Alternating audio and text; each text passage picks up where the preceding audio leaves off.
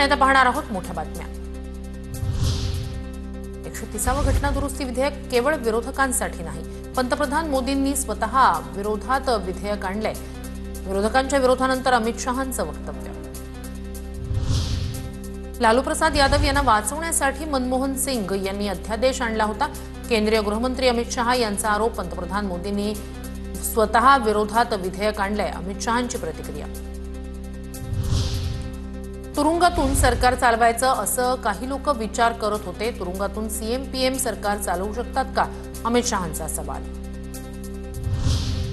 Bharat Pak cricket सामन्यावरून Keshav उपाध्येंचा Uddhav ठाकरेंवर निशाणा। भारत पाक सामना होऊ नये म्हणणाऱ्या ठाकरेंचे 2 मुखवटे, केशव उपाध्येंची टीका। प्रोटोकॉल सोडून सर्वच सरकारी कर्मचाऱ्यांना बोलावल्यानं अजित पवार नाराज। कराडमध्ये मुक्काम केल्यानंतर कोल्हापूरकडे रवाना होताना सर्वच विभागातील अधिकारी कर्मचारी बोलावल्यानं अजित पवार संतापले।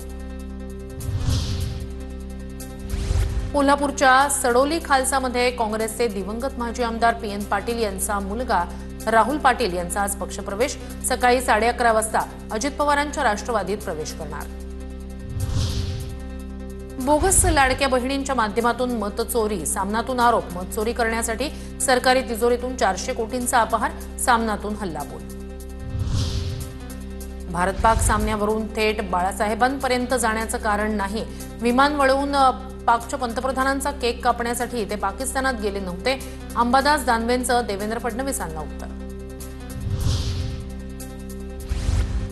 नवी मुंबईच्या कोपरखैरण्यात नितेश राणेंच्या उपस्थितीत आज वराह जयंती साजरी केली जाणार।